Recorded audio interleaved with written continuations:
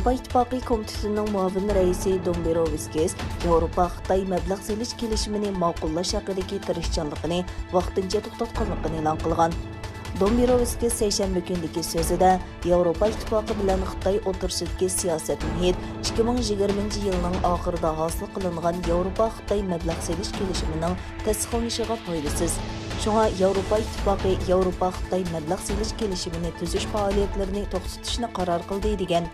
Köp yıllık qatmal vəziyyətdən keyin Yavropa İttifaqı 2020 yılının axırda Xitay bilan Yavropa Xitay məbləğ selish kelişimini imzalagan bolsa-mı, Yavropa İttifaqı uzun ötmey Xitayni Şərqi Türkistanda kişilik huquqqa daxil tərəz qildi deb ayıplab, aloqador Xitay əməldarlarına cəza yürgüzgən.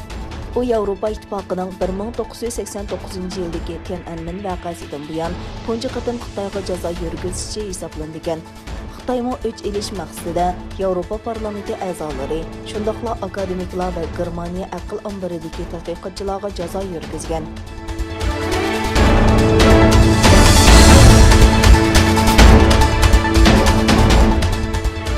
Yettä dölet gorohى tashqi ishlar ministrlari yig'ini uchun Londonda jam bo'lgan yettä dölet tashqi ishlar ministrlari Xitoyni kishilik huquqni dafsanda qildi deb aybladi. Yettä dölet gorohى tashqi ishlar ministrlari yig'inining oxirgi kuni e'lon qilingan birlashma bayonotida Xitoyning xohlagancha majburlash xarakterli iqtisodiy siyosatini tanqid qildi va Xitoyga xalqaro savdo qoidasi, kishilik huquq va asosiy erkinlikka hurmat qilish chaqiriq qilindi. Ministrlar Xitayning Uyg'urlar va boshqa osonliq millatlarga qaratgan qilmishlarga, jumladan qayta tarbiyalash nomidagi kam ko'lamli jazo lagerlaridagi majburiy emgak va tug'mas qilib etish qatorli qilmishlarga cho'nqur ko'ngil bo'ladiganligini bildirdi.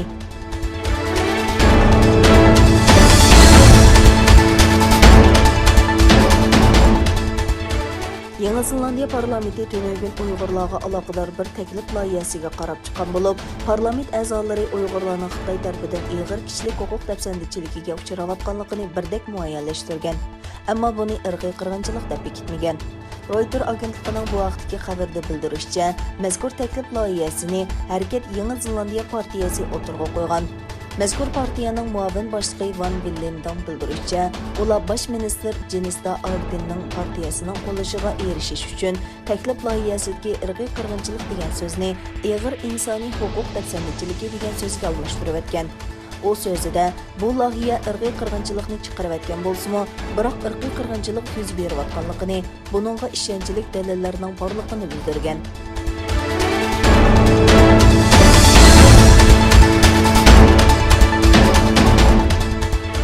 Yettä dölet gorohى tashqi ishlar ministrlari yig'iniga qatnashgan Yaponiya tashqi ishlar ministri Xitoyning sharqiy va janubiy dengizining hozirgi holatini bir taraflama o'zgartirish urinishiga qattiq ko'ngil bo'ladiganligini bildirdi.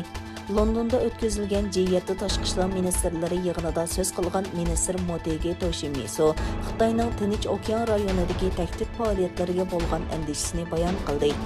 Motegi 1 fevraldan boshlab yo'lga qo'yilgan yangi qonunga inkos qaytirib, Xitoy dengiz qirg'oqi muhofazat atritiga qoidaga mos kelmaydigan chet el paraxodlarga qarshi qurol ishlatish huquqi berganligini tanqid qildi. Motegi yana Sharqi Turkiston va Hong Kong alohida ma'muriy rayondagi kishilik huquq dafsandichiligidan andisha qiladiganligini bildirdi.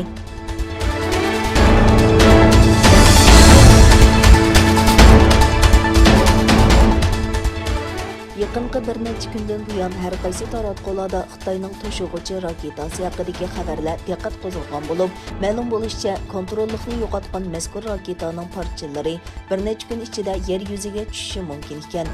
Amerika mudofaa ministrlarining bayonotchisi Howard bu haqda to'xtalib, bu to'shig'uchi raketaning asosli qismini kontrol qilg'ili bo'lmaydiganligini va oldin bekitilgan joyga tushmaydiganligini, uning atmosfera qatlamiga kirgandan keyingi ahvolni mo'ljarlashning tasdiqini, eng ig'ir bo'lganda raketaning parchaqlanib, parchalarining necha 100 kilometr doiraga ziyon yetkazishi mumkinligini bildirgan.